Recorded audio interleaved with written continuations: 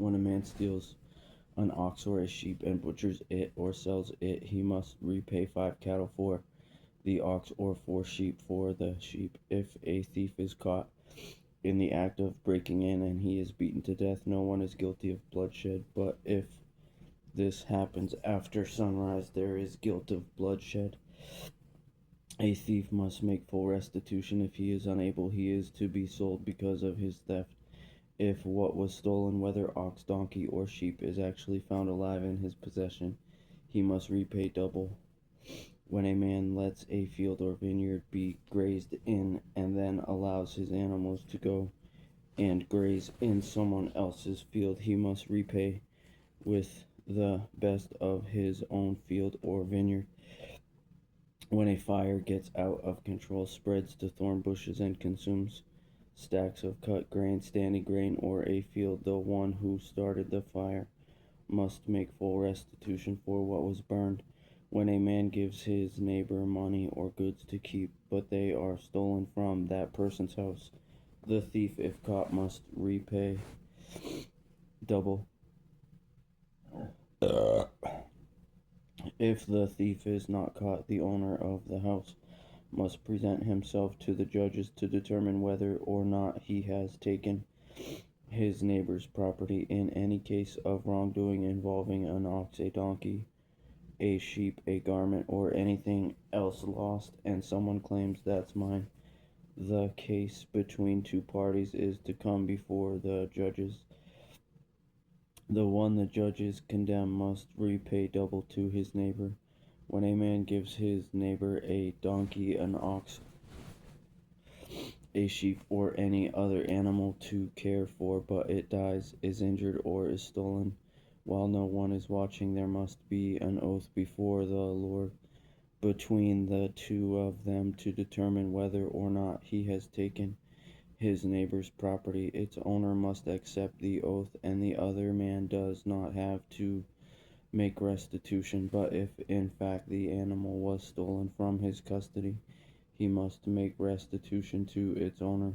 If it was actually torn apart by a wild animal, he is to bring it as evidence. He does not have to make restitution for the torn carcass. When a man borrows an animal from his neighbor and it is injured or dies while its owner is not there with it, the man must make full restitution. If its owner is there with it, the man does not have to make restitution. If it was rented, the loss is covered by its rental price.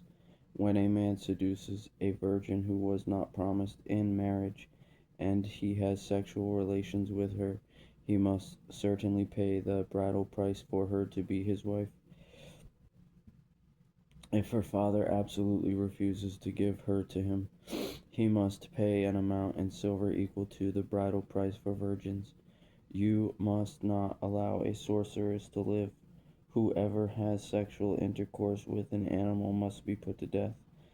Whoever sacrifices to any gods except the Lord alone is to be set apart for destruction. You must not exploit a foreign resident or oppress him, since you were foreigners in the land of Egypt. You must not mistreat any widow or fatherless child.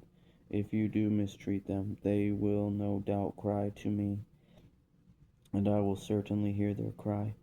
My anger will burn, and I will kill you with the sword. Then your wives will be widows, and your children fatherless. If you lend money to my people, to the poor person among you, you must not be like a money lender to him. You must not charge him interest. If you ever take your neighbor's cloak as collateral, return it to him before sunset, for it is his only covering, it is the clothing for his body. What will he sleep in? And if he cries out to me, I will listen, because I am compassionate. You must not blaspheme God or curse a leader among your people. You must not hold back offerings from your harvest or your vats.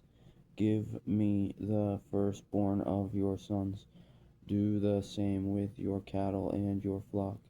Let them stay with their mothers for 7 days, but on the 8th day you are to give them to me.